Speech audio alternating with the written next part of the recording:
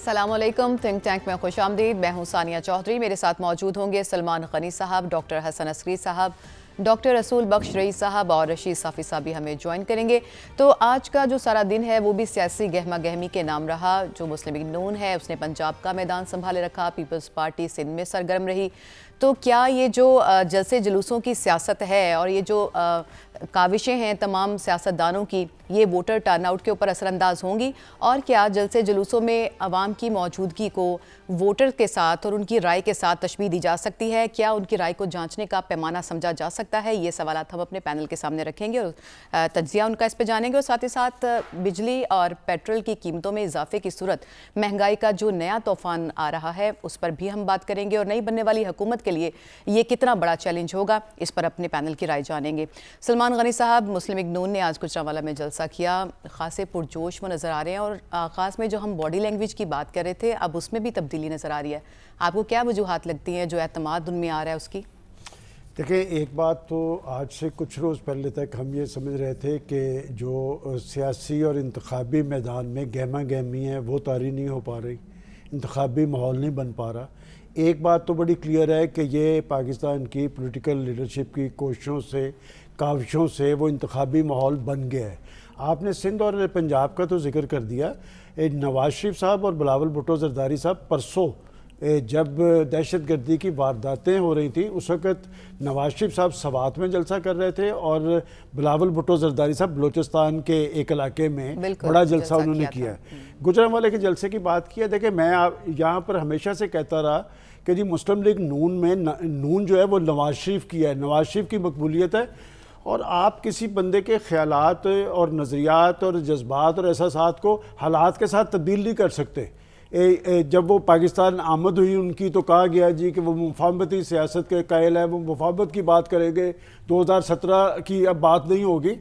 वो अपनी तकरीर करते ही 2017 से, और बात है कि उनके पास कहने के लिए बहुत कुछ है। देखिए सानिया साहब, मैं ये कहता हूँ कि पाकिस्तान की पॉलिटिकल लीडरशिप इल्ज़ाम तराशी और गाली गलोच से निकले और ये बताए कि ये तीनों बड़ी पार्टीज़ जो आज आपस में सरगर्म अमल है, तीनों इक़्तिदार में रहे ना, तो इनके पास बताने के लिए बहुत कुछ होना चाहिए। और नवाज शरीफ साहब देखें, एक अवामी स्टाइल था उन्होंने कि यहाँ वो ये भी कह रहे थे कि तुसी पलवानो चुप करो तो मैं भी पग पाई हुई है आज। तो बात है कि ये भी एक इशारा था। वो जब पग की बात करते हैं तो पग का जो इंडिकेशन है वो पंजाब के हवाले से, लेकिन उन्होंने बताया कि उन्होंने अपने दौर में क्या किया। उन चीज़ों को आप निगेट नहीं कर सकते। उन पर यह इल्ज़ाम है कि उन्होंने बिजली महंगी बना दी। पहले बिजली मसला था, फिर इल्ज़ाम ये लगा कि उन्होंने बिजली महंगी बना दी। वो ये कहते नज़र आ रहे हैं जो बात कि जी हम आने के बाद महंगाई बेरोज़गारी को ख़त्म करेंगे, बिजली को, पेट्रोल को पुरानी कीमतों पे लाएंगे। मेरा ख्याल इस हद तक मैं नहीं समझता। अलबत्ता ये बात मैं ज़रूर कहूँगा कि नवाज शरीफ साहब ने माजी में करके दिखाया हुआ है और उनके पास बताने के लिए बहुत कुछ है। सलमान साहब, जो उनका एतमाद है, क्या वो जो जलसे जुलूसों में आजकल काफ़ी हजूम उन्होंने लगाया हुआ है, काफ़ी सारे, पहले ये बात थी ना कि शायद उस तरह से अब उनके लिए सपोर्ट नहीं रही है, तो क्या ये एतमाद उस अवाम की बड़ी तादाद की वजह से? बात है स्पोर्ट जलसे करना जो है बड़ा आसान होता है। मेरा बतौर जर्नलिस्ट जलसे तो सारी पार्टीज कर लेती है बड़े बड़े। असल में बात ये थी कि क्या पाकिस्तान की पॉलिटिकल लीडरशिप अवाम के अंदर अपना एतमाद बहाल करने में कामयाब हुई है? क्या पाकिस्तान के लोगों में एक तहरीक मौजूद है? देखें, मेरा इंटरेस्ट है कि टर्न आउट क्या होगा और पाकिस्तान के अवाम को एक क्रेडिट आप ज़रूर दें कि इस वक्त पाकिस्तान के 24 करोड़ अवाम महंगाई, बेरोज़गारी, गुर्बत की आग में जल रहे हैं, लेकिन फिर भी सियासी क़यादत ने माहौल तो बना दिया और वो वोट देंगे। मैं आज भी समझता हूँ कि पाकिस्तान की अवाम जो है वो एक ऐसी लीडरशिप को या किसी ऐसी जमात को वोट दे अपने मुफाद में। बात यह कि ये जो मखलूत हुकूमतों के तजर्बे ये कारगर नहीं रहे, किसी एक पार्टी को मैंडेट दें ताकि वो जवाब दे तो हो ना, ताकि लोग उनको पकड़ तो सकें। तो बात है कि अगर उन्हें पकड़ ही नहीं सकेंगे, आज तो बिलावल भुट्टो साहब कीड़े निकाल रहे हैं 16 माह की हुकूमत में। 16 माह की हुकूमत में उन्होंने हिस्सा बैसियत जुस्सा सारा लिया है, तो अब वो कहते हैं जी महंगाई उनके दौर में हुई थी और लोग माफ करने के लिए तैयार नहीं। पाकिस्तान के अवाम का विजन बड़ा क्लियर है और वो जमहूरी सोच और अप्रोच रखते हैं। उनके वोट से ही आने वाली तब्दीली जो है कारगर होगी। सही आपने कहा कि वो उन्होंने हिस्सा तो लिया लेकिन जिम्मेदारी लेने को तैयार नहीं है। डॉक्टर साहब, क्या जलसों में अवाम की तादाद को इंतखाबात में उनकी राय जानने का पैमाना समझा जा सकता है? मेरा ख्याल है ऐसा मुमकिन नहीं है। जलसे का डायनेमिक्स कुछ और होता है और वैसे भी आजकल अक्सर, सब में तो नहीं, बहुत से जलसों के बाद खाना तकसीम होता है। अच्छा, تو بات یہ ہے کہ ڈائنامکس اس لیے مختلف ہوتا ہے کہ جلسے میں تو آپ ہر جگہ سے بندوں کو لا سکتے ہیں، جو ووٹ پڑتا ہے وہ کانسٹیچوئنسی بیسڈ ہوتا ہے، یعنی یہ جو سارے لوگ ہیں پتہ نہیں کتنی کانسٹیچوئنسیز کے اندر ڈسٹریبیوٹ ہو جاتے ہیں، اپنے اپنے حلقے میں جا کے ووٹ دیتے ہیں، تو لہٰذا یہاں کا مجمع حلقوں میں مجمع نہیں بنتا، اس کے اور فیکٹرز بھی ہوتے ہیں، اس میں کہ لوکل کینڈیڈیٹ کیا ہے، اس کی موبلائزیشن کیا ہے، اور جلسے تو لوگ اٹینڈ کرتے ہیں میلے کو اٹینڈ کرنے کے لیے، ایک دوسرے کا ساتھ دینے کے لیے بھی کرتے ہیں، ہاں پارٹی لائل بھی ہوتے ہیں اس کے اندر، ایسی بات نہیں ہے۔ اس سے یہ تو ہوا ہے کہ اب ہم اس لاسٹ ویک میں یہ ایکٹیویٹی دیکھ رہے ہیں، لیڈرشپ کے لیول پہ تو ایکٹیویٹی ہمیں نظر آ رہی ہے، اخبارات میں بھی اب ایڈ آنے لگ گئے ہیں، ٹی وی پہ بھی ہم ایڈ دیکھ رہے ہیں جو کہ پہلے غائب تھے، لیکن اب بھی جو محلے کی لیول پہ سیاست ہے، محلے کی لیول پہ جو الیکٹرول ایکٹیویٹی ہوا کرتی ہے، پارٹی کے آفیسز ہیں وہاں لوگ بیٹھے ہوئے ہیں، چائے چل رہی ہے، گفتگو چل رہی ہے، موٹر سائیکل میں بھاگ دوڑ ہو رہی ہے، ڈور ٹو ڈور جا رہے ہیں، یہ ایکٹیویٹی اب بھی کم ہے، یعنی اگر آپ 2018 یا 2013 سے کمپیئر کریں تو یہ چیز آپ کو جو ہے وہ نظر نہیں آتی اس کے اندر۔ اور یہ ضرور ہے کہ لیڈرشپ کے لیول پہ ہے، لیکن لیڈرشپ کے لیول وہ ایسے وعدے کر رہے ہیں جو ریئلائز نہیں ہو سکتے۔ دیکھیے آپ جو وعدے کر رہے ہیں اس کے لیے ریسورسز آپ کے پاس کہاں سے آئیں گے؟ پاکستان کی نہ دیکھیے ایگریکلچر آپ کا ڈاؤن، آپ کی انڈسٹری آپ کی ڈاؤن ہے، یہی دو سورسز ہیں نا جو ڈومیسٹک سورسز آپ کے اکانومی کے بن سکتے ہیں۔ اچھا اس کے علاوہ اور آپ قرضوں پہ رہتے ہیں، جی تو قرضوں پہ رہ کے تو آپ بجلی کی قیمت کم نہیں کر سکتے، آپ اور چیزوں کی قیمتیں کم نہیں جو کر سکتے، لہٰذا عوام کو ریلیف دینا وہ اتنا آسان کام نہیں ہوگا نئی حکومت کے لیے، کیونکہ آپ یہ ریسورسز کی تو بات کر نہیں رہے۔ تو میرے نزدیک تقریروں میں غیر حقیقت پسندانہ وعدے کیے جا رہے ہیں اور اس کا اینٹی کلائمیکس ہوگا۔ بہت سے لوگ تو اب بھی یقین نہیں کرتے، بہت سے لوگ تو جب میں بات کرتا ہوں عام آدمی جو ہوتا ہے، غریب آدمی جو کہتا ہے جی ہماری طرف سے کوئی آئے ہم تو جس طرح خراب ہو رہے ہیں ہم تو اسی طرح خراب ہوتے رہیں گے، وہ جو کہ صحیح بات ہے۔ کسی کو بھی اس اپنا لیے مسیحا نہیں کہ سمجھتے۔ آپ مجھے یہ بتائیے نا، تعلیم اور ہیلتھ کیئر پہ کیا فارمولہ آپ کے پاس ہے؟ ریسورسز آپ کہاں سے لائیں گے جو ان چیزوں کے لیے؟ اتنے تو ٹیکس لگے ہوئے ہیں، یہ کہتے ہیں جی ٹیکس والوں کی تعداد کم ہے، وہ انکم ٹیکس والوں کی تعداد کم ہے، ورنہ آپ جو ذرا سی چیز لیں، چائے لیں کہ ماچس خریدیں، اس میں بھی آپ کو ٹیکس دینا پڑتا ہے۔ یہ سارے چیلنجز ہیں جو آنے والی حکومت کو سامنا کرنا پڑیں گے، اور آپ کا یہ خیال ہے کہ جلسوں میں عوام کی موجودگی کو ہم یہ نہیں سمجھ سکتے کہ یہ ووٹ میں بھی ان کا جو وہ ٹرانسلیٹ ہوگی، اور ان کی عوامی رائے ہم ان کو نہیں کہہ سکتے۔ ڈاکٹر صاحب آپ سے بھی یہی سوال کہ کیا جلسوں میں عوام کی تعداد کو ہم ان کی رائے جاننے کا پیمانہ سمجھ سکتے ہیں؟ اور دوسرا یہ کہ ووٹر ٹرن آؤٹ کی ہم بڑی بات کر رہے ہیں، کم ہو تو کیا نقصان ہے، زیادہ ہو تو کیا فائدہ ہے؟ زیادہ سے تو پتہ یہ چلتا ہے کہ لوگوں کا نظام پہ اعتماد ہے، جمہوریت پہ اعتماد ہے، اپنے نمائندوں پہ اعتماد ہے، اور ساتھ ہی انہیں امید ہے کہ آنے والے دن اچھے ہوں گے، مستقبل بہتر ہوگا۔ لوگ نکلتے ہی زیادہ تعداد میں مختلف ممالک میں الیکشنز کے دوران اس لیے ہوتے ہیں کہ انہیں یہ امید کی کرن نظر آتی ہے کہ تبدیلی ایک آ رہی ہے، یا ایک ایسی حکومت بنے گی جو ان کے مسائل حل کرے گی، پاکستان کو، ہمارے ملک کا ہم سوچتے ہیں، تو اس کو وہ آگے لے کے جائے گی۔ اعتماد ایک ہونا چاہیے، امید ہونی چاہیے، اور جو ایک رشتہ ہے امیدواروں کا اور عوام کے ساتھ، وہ رشتہ مضبوط ہونا چاہیے۔ اعتماد کم ہوا ہے۔ اور دوسری بات یہ ہے کہ یہ جو سیاسی جماعتیں اس وقت دو بڑی میدان میں ہیں، یہ بار بار حکومت بنا چکی ہیں، ان کی کارکردگی عوام کے ساتھ ہے۔ ایک تو وہ خود کہتے ہیں، ایک دوسرا عوام کیا اس کارکردگی کے بارے میں جس کے دعوے کرتے ہیں، نعرے مارتے ہیں، بیان بازی کرتے ہیں، عوام کیا اس کے بارے میں سوچتے ہیں۔ دو علیحدہ متضاد باتیں ہیں۔ تیسری بات یہ ہے کہ جس جماعت نے پچھلے الیکشنز میں 43% پاپولر ووٹ حاصل کیا تھا، وہ سارے تو نہیں ہے کہ وہ بالکل ڈی موبلائز ہو چکے ہیں، غیر متحرک ہیں، لیکن یہ ہے کہ ان کو اپنے ووٹرز کو متحرک کرنے کے لیے سامنے مشکلات ہیں، دشواریاں ہیں۔ وہ کس حد تک اپنے لوگوں کو متحرک کر سکیں گے، ووٹ کے دن لا سکیں گے۔ لیکن اس میں ایک مثبت پہلو بھی ہے۔ مثبت پہلو یہ ہے کہ یہ صرف جلسے جلوس، سیاسی جماعتیں، پریس کانفرنسز، یہ باتیں صرف میٹر نہیں کرتے. جو چیز میٹر کرتی ہے وہ امیدوار ہیں کہ وہ گھروں میں جاتے ہیں, لوگوں سے ملتے ہیں, تعلقات رکھتے ہیں. اور اس دفعہ جس طرح تعداد ہے امیدواروں کی ہر کانسٹیچوئنسی میں وہ اتنا زیادہ ہے کہ لوگ گھروں میں جا رہے ہیں, آج نہیں جا رہے, کئی مہینوں سے جا رہے ہیں, لوگوں سے مل رہے ہیں.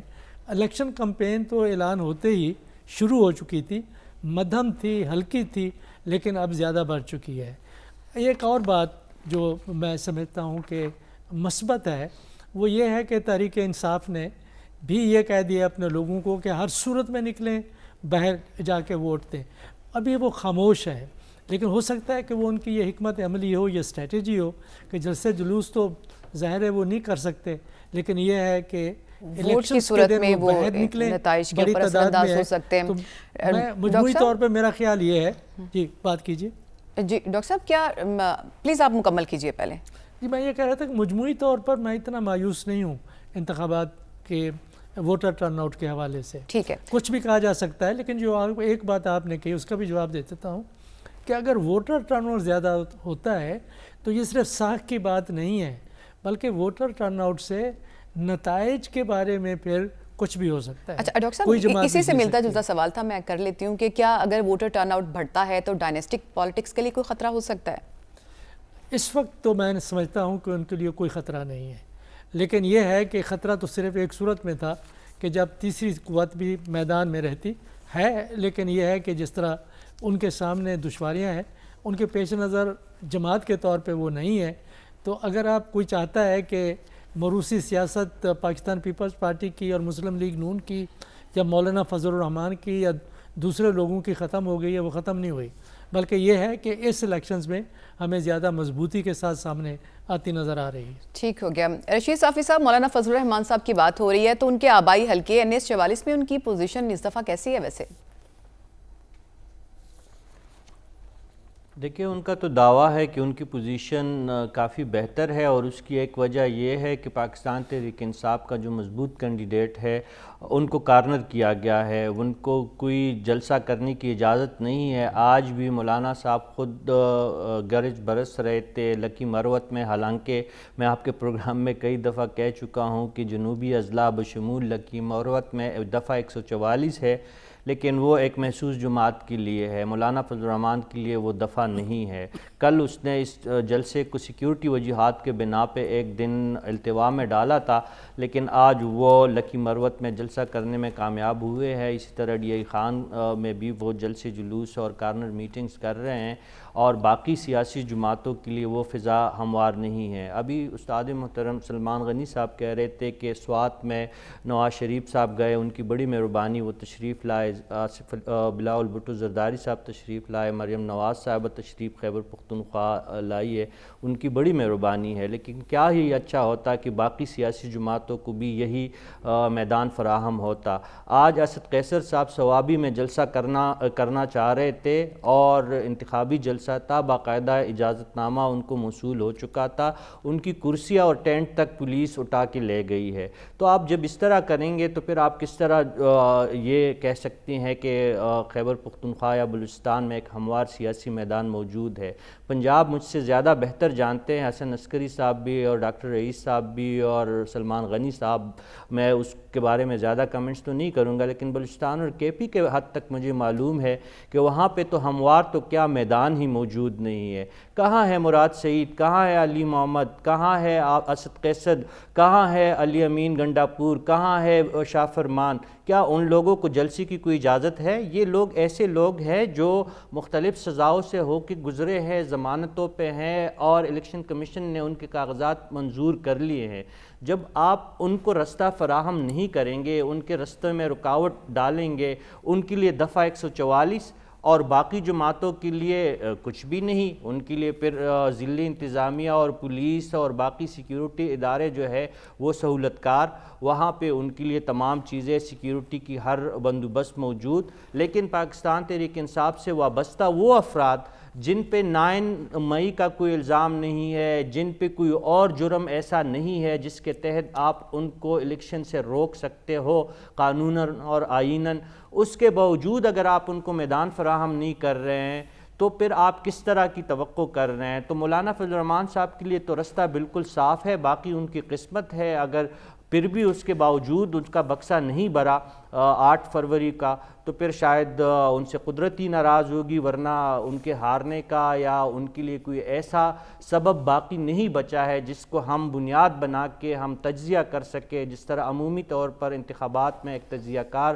تجزیہ کرتا ہے کہ لوگوں کا رجحان کس سائٹ پہ ہے، لوگ کہاں سے ناراض ہے، لوگ کہاں سے توقع کر رہے ہیں، اس بنیاد پہ پھر میں آپ کو کہہ سکتا تھا۔ صاحب بکسے بڑھنے کی بات کر رہے ہیں نا، تو یہ بتائیے کہ کیا جلسوں میں عوام کی تعداد کو انتخابات میں ان کی رائے جاننے کا پیمانہ سمجھا جا سکتا ہے؟ کیونکہ ہم نے دیکھا کہ ماضی میں بھی بڑا فخر کیا جاتا ہے، اور ابھی بھی جو جلسے اگر بڑی تعداد میں لوگ آتے ہیں تو پولیٹیکل پارٹیز بڑا فخر اس پہ کرتی ہیں، تو کیا اس کو ہم سمجھ سکتے ہیں کہ یہ انتخابات میں عوام کی رائے جاننے کا ایک پیمانہ ہوتا ہے؟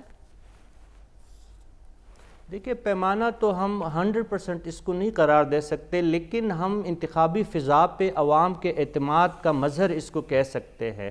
لیکن یہاں پہ آپ کا شعور کا لیول اتنا نیچے ہے، ایک جانب آپ دنیا کی 5ویں بڑی رجسٹرڈ ووٹرز کی حامل ایک قوم ہے، آپ سے زیادہ 4 ممالک میں زیادہ دنیا بھر میں ووٹ زیادہ رجسٹرڈ ہے، انڈیا ہے، انڈونیشیا ہے، امریکہ ہے، برازیل ہے، اور 5ویں پاکستان ہے۔ یہاں پہ 128.5 ملین ووٹر رجسٹرڈ ہوئے ہیں، تقریباً 22 ملین ووٹر 2018 سے لے کر تاحال زیادہ نئے ووٹر شامل ہوئے ہیں، اور 12.5 ملین صرف خواتین ووٹر ہے۔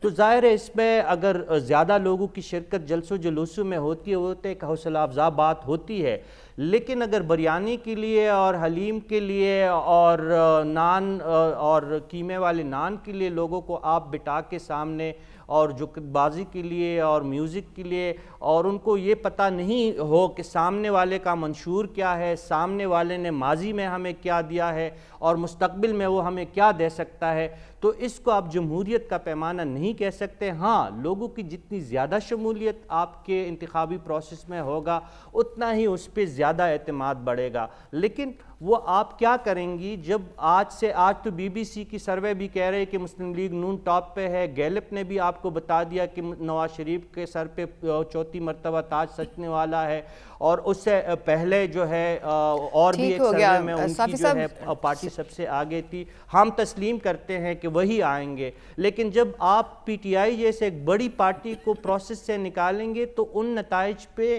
بھروسہ کس طرح کیا جائے گا، اس کو قابل قبول کس طرح بنایا جائے گا؟ سروس تو اپنی جگہ پہ صافی صاحب، لیکن جو حتمی فیصلہ ہے وہ تو عوام کو ہی کرنا ہے، اور وہ الیکشن ڈے پہ ہوگا۔ اور آپ کا یہ خیال تھا کہ الیکشن کے ڈائنامکس اور ہوتے ہیں، جلسے جلوس کے ڈائنامکس اور ہوتے ہیں۔ یہاں پہ ہمیں ایک شارٹ بریک شامل کرنا ہے، واپس آئیں گے تو گفتگو کا سلسلہ یہیں سے آگے بڑھائیں گے۔ اسٹے ود اس۔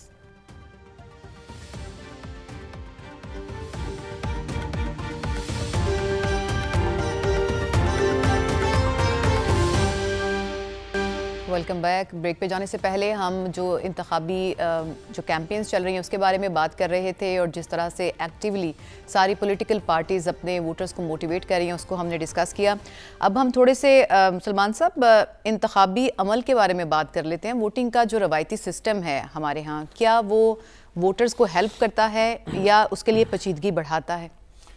دیکھیں ثانیہ صاحب، ایک وقت تھا کہ پاکستان کے اندر ٹرن آؤٹ کو بڑھانے کے لیے باقاعدہ کیمپین چلا کرتی تھی، اور دنیا کے جمہوری معاشروں میں وہ تو کہتے ہیں کہ جو شخص اپنی یہ قومی ذمہ داری پوری نہیں کرتا وہ اپنا قومی تشخص کھو دیتا ہے۔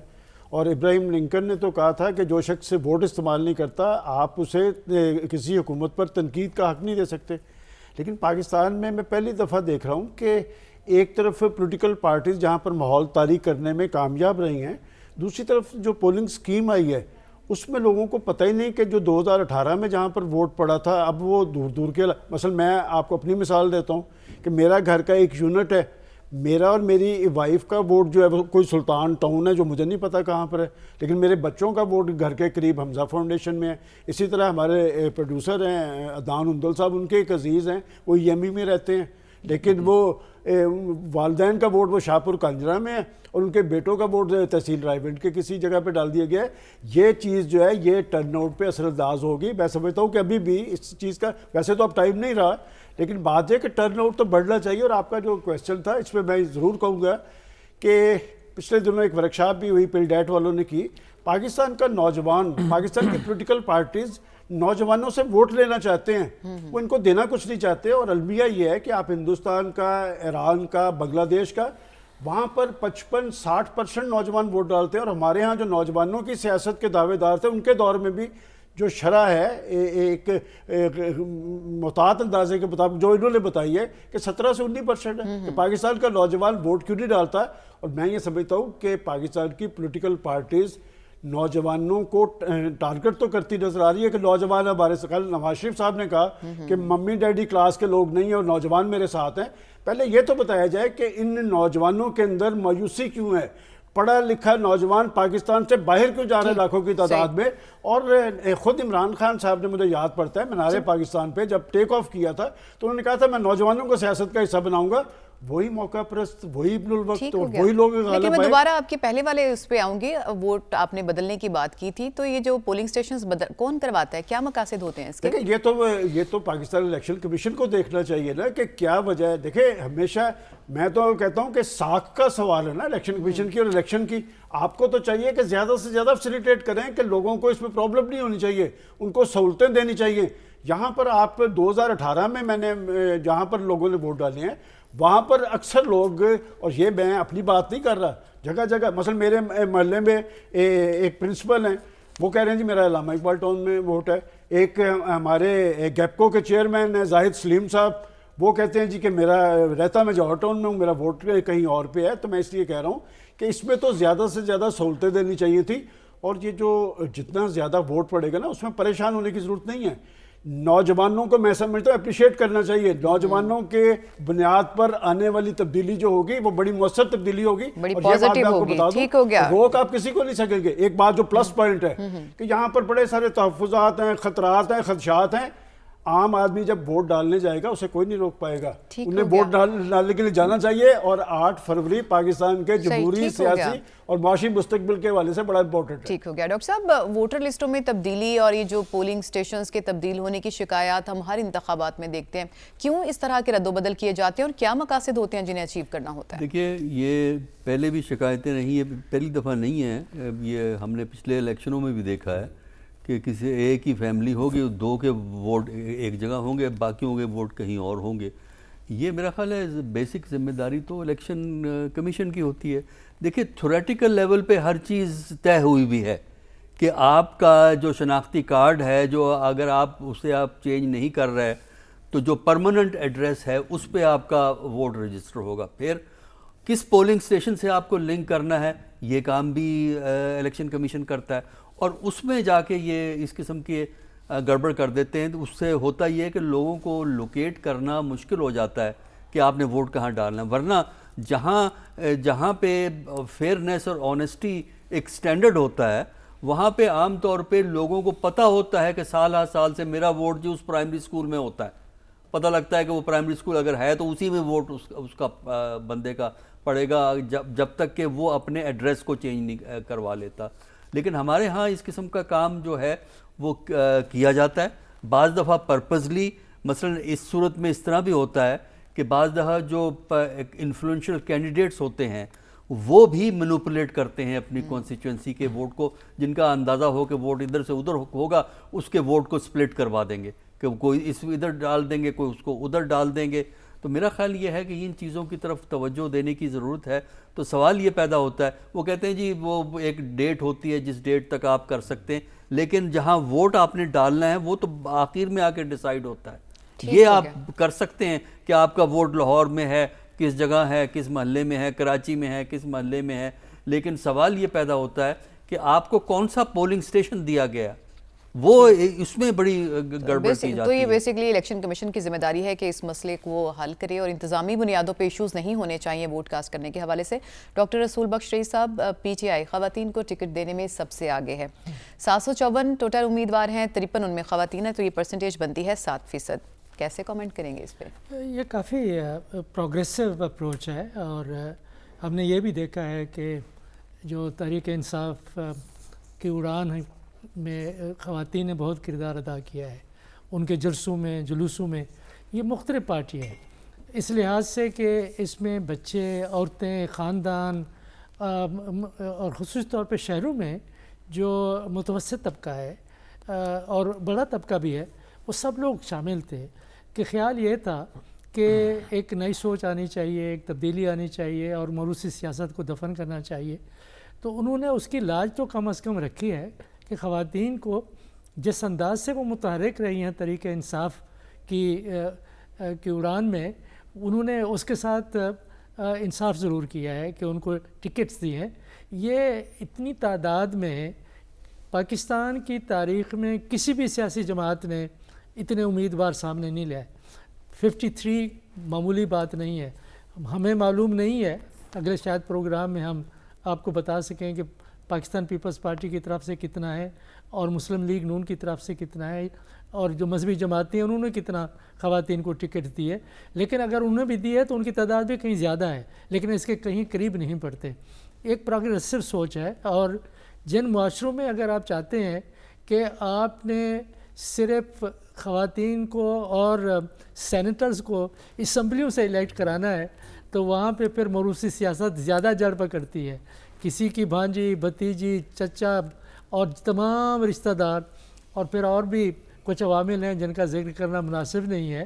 تو یہ سینیٹرز کے بھی اور خواتین کے بھی انتخابات اگر آپ صحیح چاہتے ہیں تو وہ بالکل عوام کی سطح پہ ہونا چاہیے. عوام کے نمائندے ہونے چاہیے.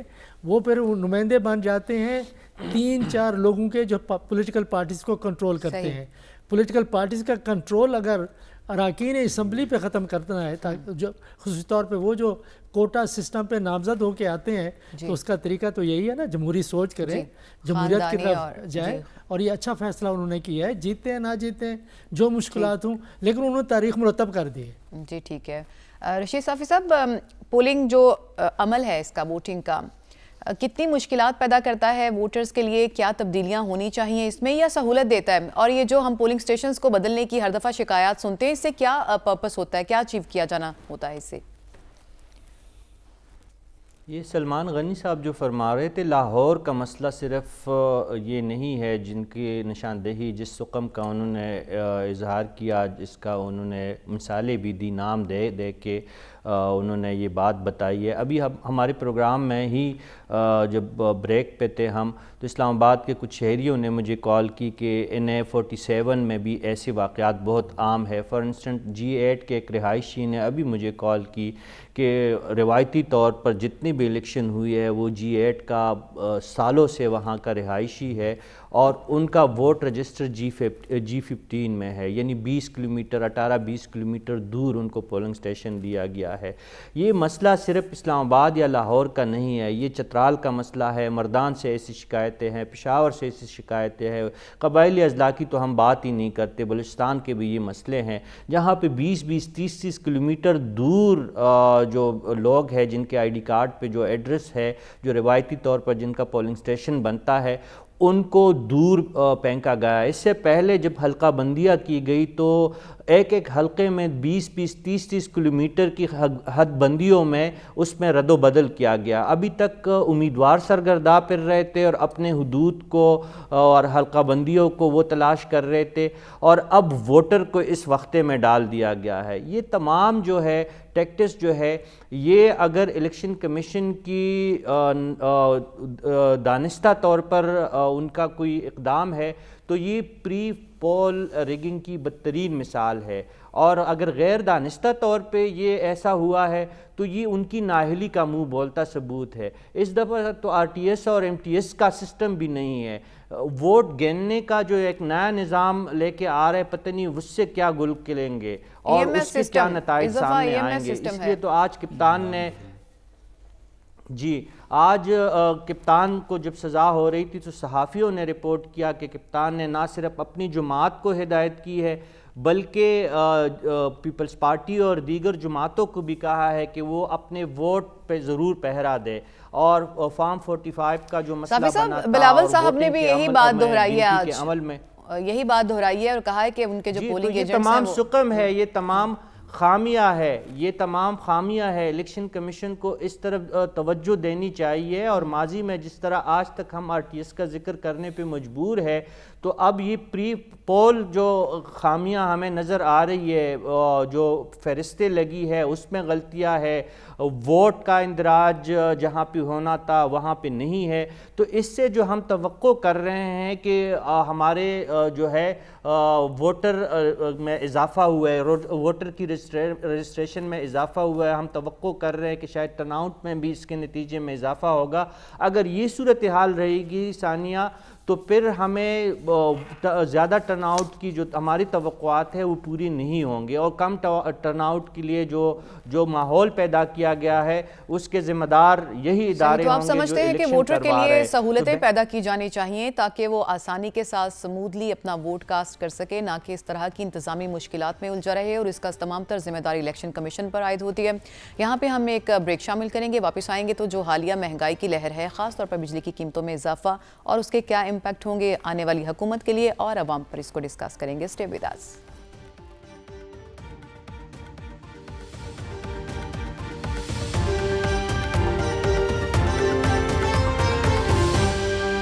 Welcome back. اور مہنگائی پہ کچھ اب ہم نے بات کرنا ہے۔ بجلی کی قیمتیں 4 روپے 56 پیسے فی یونٹ پھر بڑھا دی گئی ہیں سلمان صاحب، اس کے ساتھ ساتھ ایل پی جی، گیس، ہر چیز کی قیمت بڑھ رہی ہے۔ حکومت تو ابھی بنی نہیں، اس کے لیے کیا چیلنجز ہوں گے اور کیا عوام کے اوپر اس کا کیا امپیکٹ ہوگا؟ کچھ دن پہلے بھی کہا تھا کہ جب سب کچھ IMF نے کرنا ہے، بجلی، گیس، پیٹرولیم، گندم، سب کے فیصلے انہوں نے کرنے ہیں، تو یہ ہماری الیکٹڈ حکومتیں کس بس کی دعائیں؟ اور اب جب یہ بڑے بڑے جلسے کر رہے ہیں تو وہ یہ کیوں نہیں بتاتے کہ یہ جو بجلی کے جھٹکے، یہ دراصل آپ دیکھیں کہ 15 تاریخ کے بعد لوگ خوفزدہ ہوتے ہیں کہ ایک جن آئے گا ان کے گھر میں، اور حالت یہ ہے، آپ بجلی کے بلوں کا رو رہی ہیں کہ اس مہینے میں 3 دفعہ بجلی کے بل بڑھ چکے ہیں، اور ہمارے محترم سجاد میر صاحب جو میاں بیوی رہتے ہیں انہوں نے مجھے بتایا کہ 55,000 روپے کا گیس کا بل ان کے گھر آیا ہے۔ تو اصل لوگوں کے ایشوز یہ ہیں، بجلی، گیس، پیٹرولیم۔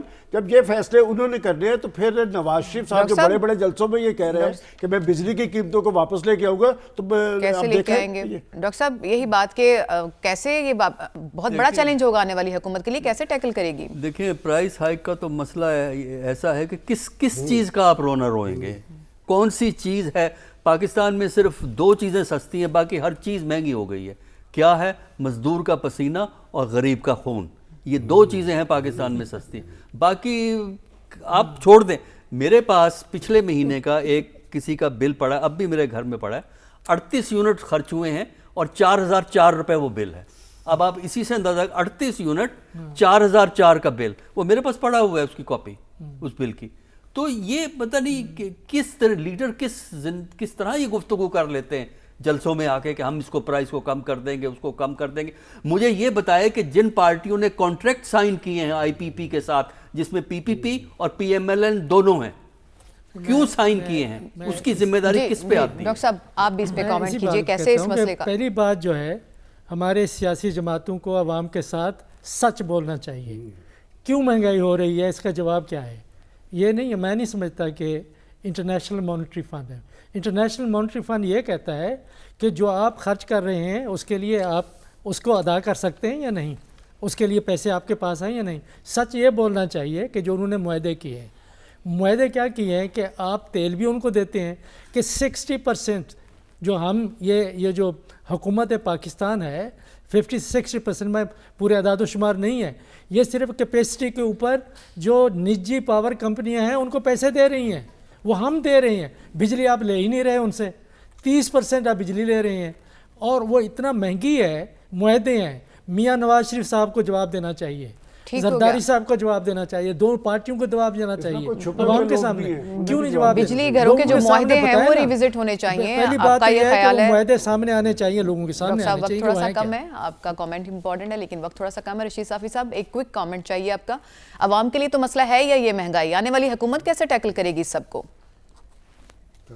دیکھیں نہیں کر پائے گی۔ سب سے پہلے تو مجھے کسی ایک منشور میں یہ بات، کسی ایک سیاسی جماعت کے منشور میں یہ بات نظر نہیں آئی کہ جو IPPs کے ساتھ کیپیسٹی بیس پہ جو معاہدے ہے اس کو ریوزٹ کیا جائے گا یا ان کے ذمہ داروں کا تعین کیا جائے گا. تو آپ بجلی کس طرح سستی کریں گے؟ کوئی 200 یونٹ کا وعدہ کر رہے, کوئی 300 یونٹ کا وعدہ کر رہے. یا بھائی ہمیں مفت بجلی نہیں چاہیے, ہمیں جو کم از کم آپ نے جو معاہدے کیے ہیں, جو آج سے 8-10 سال پہلے کی جو ٹیرف تھے اس پہ ہمیں لے کے جائے, وہ پاسبل ہی نہیں ہے. جو چیزیں جو آپ کہہ رہے ہیں کہ مفت دیں گے, ہمیں مفت نہ دے, مارکیٹ کے مطابق دے. جن لوگوں نے غلطیاں کی ہے ان کو سدھارے. کسی ایک نے اس بابت بات نہیں کی کہ کس طرح گیس سستی ہوگی, کس طرح بجلی سستی ہوگی, کس طرح مہنگائی کم ہوگی, کس طرح روزگار کے مواقع بڑھیں گے. کوکلے نعرے ہیں, اس لیے تو آپ کے پروگرام میں ہم یہ کہتے کہتے تک گئے ہیں. بہت بڑا یہ ایشو ہے, عوام کے لیے تو ایشو ہے ہی, ان کی تو سانس جو ہے وہ سوکھی ہوئی ہے بار بار قیمتوں کے اضافے سے, لیکن یہ آنے والی گورنمنٹ کے لیے بھی بہت بڑا چیلنج ہوگا. آج کے ہم موضوعات آپ کے سامنے رکھے, کل دوبارہ نئے موضوعات کے ساتھ حاضر ہوں گے. کل تک کے لیے اللہ حافظ.